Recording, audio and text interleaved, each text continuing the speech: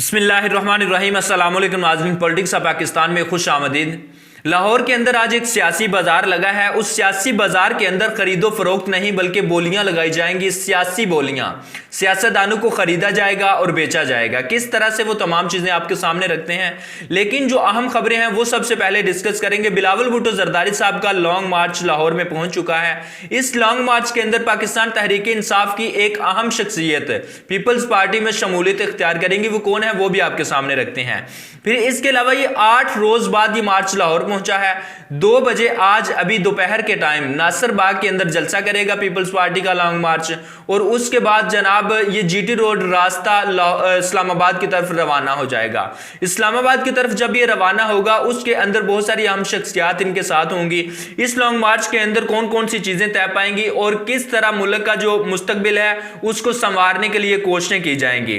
बिलावल भुट्टो जरदारी साहब का नारा कि सिलेक्टेड को भगाएंगे, अवामी हुकूमत लाएंगे। क्या वही अवामी हुकूमत आएगी जो कराची के अंदर 15 साल से कराची की अवाम को जलील कर रहे हैं? पैसा चल चुका है और तहरीक इंसाफ की एक अहम शख्सियत ने यह दावा किया है। वो तमाम चीजें मैं आपके सामने रखता हूं। आज कौन सी अहम शख्सियत पीपल्स पार्टी के में शमूलियत इख्तियार करेगी? नदीम अफजल चंद साहब एक बहुत ही अहम शख्सियत है, तहरीक इंसाफ का हिस्सा है। आज वो पीपल्स पार्टी में शमूलियत इख्तियार करेंगे। बिलावल भुट्टो जरदारी साहब का लाहौर के अंदर उन्होंने इस्तकबाल करना है। उसके बाद पीपल्स पार्टी में शमूलियत का इख्तियार ऐलान करना है।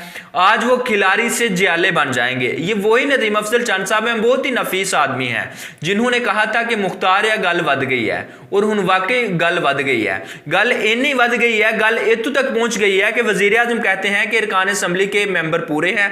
अब उनको भी यकीन दहानी करवाई वो भी यकीन दहानी करवा रहे हैं और अवाम को लूप में लेने की कोशिश कर रहे हैं, इत्तेमाद में लेने की कोशिश कर रहे हैं और कह रहे हैं कि हम कहीं नहीं जा रहे, हम इधर हैं, इत्तेहादी भी हमारे साथ मौजूद हैं। इसके अलावा अगर आप देखें तो शहबाज शरीफ साहब जो हैं वो सोमवार के दिन इस्लामाबाद के अंदर एक अहम बैठक करने जा रहे हैं, क्योंकि तमाम अपोजिशन का अरकान वहां पे मौजूद होंगे। और बिलावल भुट्टो जरदारी साहब का जो मार्च है वो भी 8 मार्च को इस्लामाबाद में पहुंच जाएगा। लेकिन एक बात अहम है कि जो आज तहरीक इंसाफ का लोग हिस्सा हैं वो कल नून लीग का हिस्सा थे, परसों पीपल्स पार्टी का हिस्सा थे, कभी ना कभी वो काफ लीग का हिस्सा रहे, लेकिन पूरी काफ लीग ही आज तहरीक इंसाफ का हिस्सा है। लेकिन एक जो अहम खबर है वो ये है कि बहुत से तहरीक इंसाफ के लोग पीपल्स पार्टी में शमूलियत इख्तियार करने का ऐलान कर चुके हैं और बातें और खबरें डिस्कस हो रही हैं, ये गर्दिश कर रही हैं।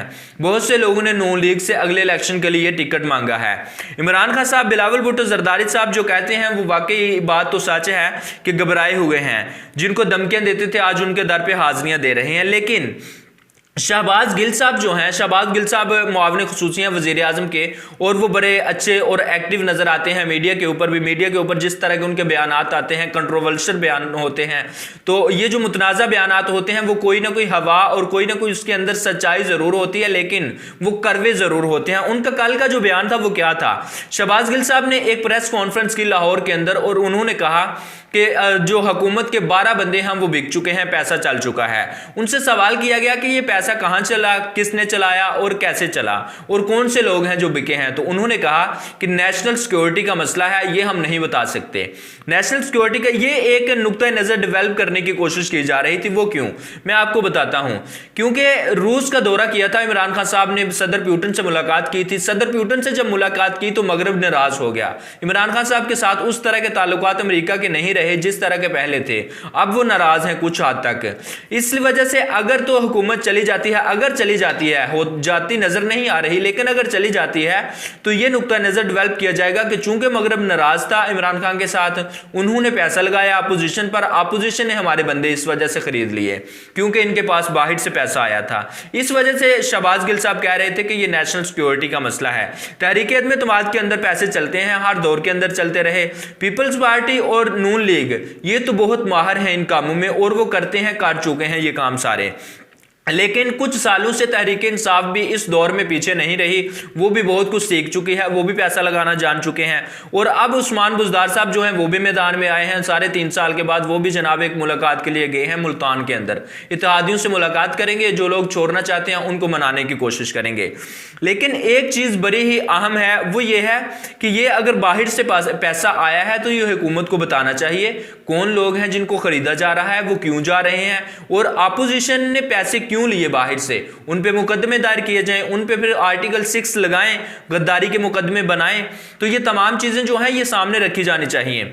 लेकिन हुकूमत जब जाती है, जब भी कोई हुकूमत आती है, एस्टेब्लिशमेंट बेशक बनवाती है, हुकूमतें बनती हैं, तोड़ी जाती हैं, ये इसमें कोई शक नहीं।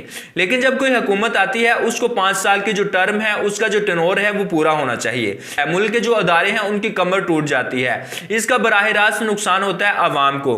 अवाम को क्यों नुकसान हो, सियासतदान अपना नुकसान खुद क्यों नहीं करते। फिर जो हुकूमत है वो भी दावा कर रही है कि अपोजिशन के 7 बंदे हमारे साथ मौजूद हैं और हमने अपने साथ में ला लिए हैं। इसका मतलब यह है कि अगर अपोजिशन ने पैसा लगाया है तो हुकूमत ने भी पैसा लगाया है। अगर अपोजिशन खरीद रही है इनके 12 बंदे तो हुकूमत ने भी तो पैसा लगाकर इनके बंदे खरीदे हैं। नहीं तो अपोजिशन के जो 7 लोग हैं वो हुकूमत का हिस्सा 1.5 साल के लिए क्यों बनेंगे, वो क्यों अपोजिशन को छोड़ कर जाएंगे और अगला जो अपना इलेक्शन है उसको भी खराब करेंगे, वो नहीं कभी भी जाएंगे। इसका मतलब यह है कि हुकूमत भी पैसे लगा रही है और अपोजिशन भी पैसे लगा रही है। अब तक के लिए इतना ही, मुझे इजाजत दीजिए। आपने इस चैनल को सब्सक्राइब कर दें, घंटी का बटन प्रेस कर दें। अल्लाह हाफ़िज़।